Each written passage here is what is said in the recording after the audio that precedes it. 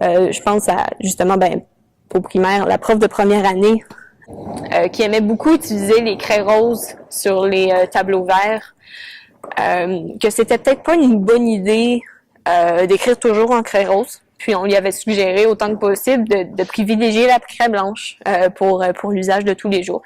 Puis elle avait dit, ben non, ça change rien. Ça, regarde la craie rose, la craie blanche. Pourquoi je changerais ça? Tu sais, j'écris toujours avec la craie rose.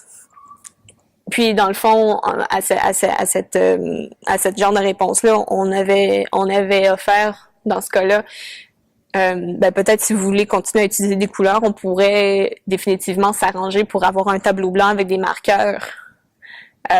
Puis tu sais, on s'entend, bon, tu sais, l'école publique, il faut débloquer des budgets pour ça, mais tu sais, on peut s'arranger pour que ça fonctionne. Tu sais, c'est pas la mer à boire. J'ai été quand même relativement chanceux à l'école, étant plus jeune. J'ai eu des bons professeurs et qui m'ont aidé à bien me sentir malgré ma différence. La personne qui m'a marqué vraiment, c'est mon directeur, parce que à chaque fois que j'avais quelque chose à lui dire, il m'ouvrait la porte. Admettons que je disais de ne pas en parler à la personne qui disait pas, là, tu sais. Admettons que il m'a demandé même que j'ai dîné dans son bureau parce que j'avais demandé, parce que j'avais des trucs à lui dire.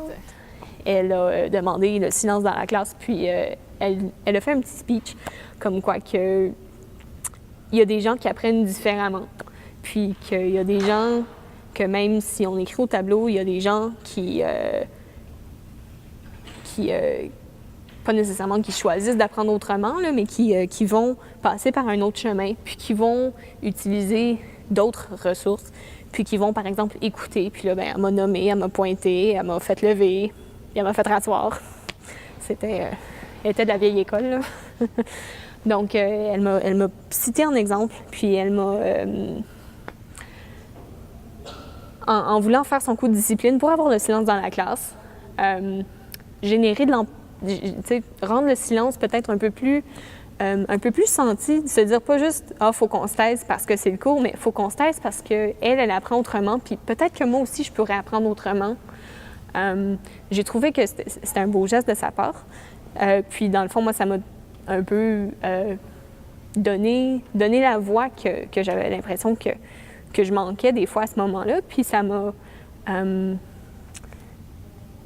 rassurée dans mes façons de faire.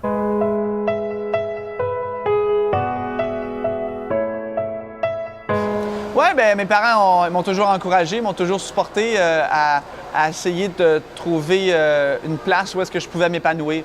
Alors, ils m'ont donné la chance de faire de la natation. J'ai eu cette chance-là d'avoir des gens qui croyaient en moi et qui m'ont facilité l'intégration. Puis c'est des ressources humaines, dans le fond. Parce que l'humain est capable de s'adapter et accepter la différence. Alors moi, ça a simplement bien à donner. Arrivé au jeu à Sydney, le premier sentiment, puis ce qui est vraiment défini ma participation à Sydney en 2000 aux Jeux paralympiques, c'est à ce moment-là, quand j'ai rentré dans le stade paralympique, il y avait 120 000 spectateurs, que j'avais compris que j'avais réalisé mon rêve. Même si je suis différent, je peux réussir ma vie comme les autres.